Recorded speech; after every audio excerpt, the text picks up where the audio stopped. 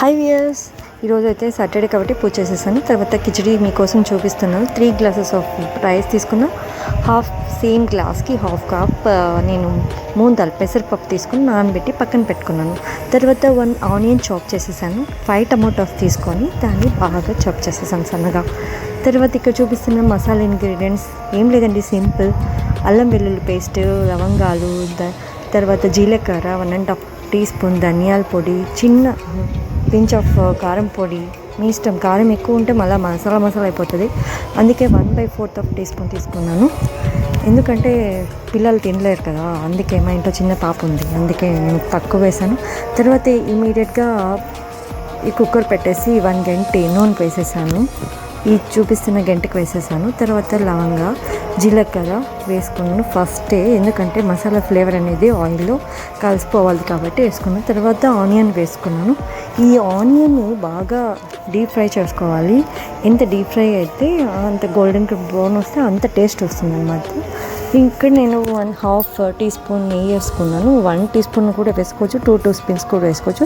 తర్వాత అల్లం వెల్లుల్లి పేస్ట్ వేసాను. అల్లం వెల్లుల్లి పేస్ట్ బాగా మసాలా పోయేంత వరకు వేయించుకొని టమాటా వేసుకునేయాలి. టమాటా గరిటెతో తిప్పేసిన తర్వాత మనము మూసి పెట్టేసి ఇలా సిమ్లో పెట్టుకునేసేయాలి, బాగా మగ్గిపోతాయి. ఇక్కడైతే నేను ఈ కిచిడీలకి ఏదో ఒకటి కావాలి కదండి, అందుకే ఇది ఆకు పులిహోర చేసుకున్నాను. తర్వాత దీనికి మా పాపకి ఇంకా పెరుగు పచ్చడి కూడా చేసి పక్కన పెట్టుకునేసాను. ఇప్పుడు చూడండి, టమాటా మగ్గిపోయింది. తర్వాత వెంటనే సాల్ట్ వేయాలి. అండ్ దెన్ సాల్ట్ వేసిన తర్వాత ధనియాల పొడి వేయాలి. కారం పొడి నేను చూపిస్తున్నంత మాత్రమే వేసుకున్నాను, ఎందుకంటే చాలా బాగుంటుంది. కారం తక్కువ ఉంటే కొత్తిమీర వేసి బాగా కలుపుకుంటున్నాను. ఇది బాగా ఎంత బాగా మసాలా వాసన పోయేంత వరకు అంత వేయించుకుంటే మనకి బాగుంటుంది. సాల్ట్ కూడా వేసేసానండి. మనం తగినంత మన ఇష్టం, మనం తగినంత వేసుకోవచ్చు. తర్వాత నేను వాటర్ అంటే ఇక్కడ నేను 3.5 గ్లాస్ మొత్తం తీసుకున్నాను కదండి.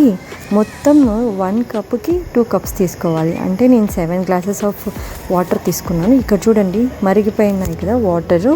తర్వాత రైస్ వేసుకునేసాను, కుక్కర్కి విజిల్ పెట్టేసాను. ఇది 3 విజిల్స్ వస్తే మనకి సరిపోద్ది, ఆఫ్ చేసుకునేయచ్చు. చూడండి నా కిచడీ ప్రిపేర్ అయిపోయింది. ఇలా చాలా యమ్మీగా కనిపిస్తుంది కదండి, తింటే అద్దరిపోతుంది. అట్లే మీరు ట్రై చేస్తారు కదా.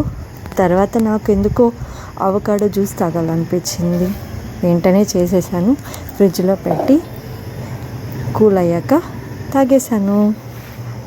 నా కిచడీ మీరు ప్రిపేర్ చేసి ఎలా ఉందో చెప్పండి. ఇక్కడ చూస్తున్నారు కదా, పెరుగు పచ్చడి, ఆకు పులిహోర, కిచడీ. ఈరోజు అయితే చాలా బాగుంది. Thank you for